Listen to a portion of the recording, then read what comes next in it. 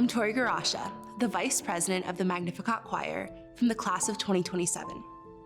Today we reflect on Giovanni Battista Pergolesi's Stabat Mater with Station 2. Jesus is made to bear his cross. Composed in 1736, Stabat Mater sets a 13th century hymn that meditates on the sorrow of the Blessed Virgin Mary.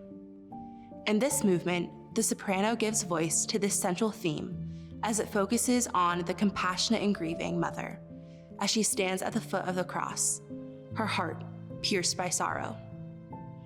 The jagged melodic lines and strong rhythmic accents suggest the sharp thrust of the sword foretold by Simeon, and we are drawn in, almost to feel Mary's anguish at the sight of her holy, suffering son. As you listen, notice how the soprano shapes each phrase. Though the text is beautifully sung, the inflection of her voice carries the desperate sound of weeping, drawing us into the raw grief of a mother witnessing the unimaginable. Now, let us ponder with prayerful hearts. The second station. Jesus is made to bear his cross. Mary's heart was pierced by a sword that day at Calvary, that day of extreme violence and brutality, as she witnessed her son take up his cross and endure his torture. A sword must pierce her heart even now as she sees the violence around us today. The prophet Isaiah tells us that the Lord shall judge between the nations.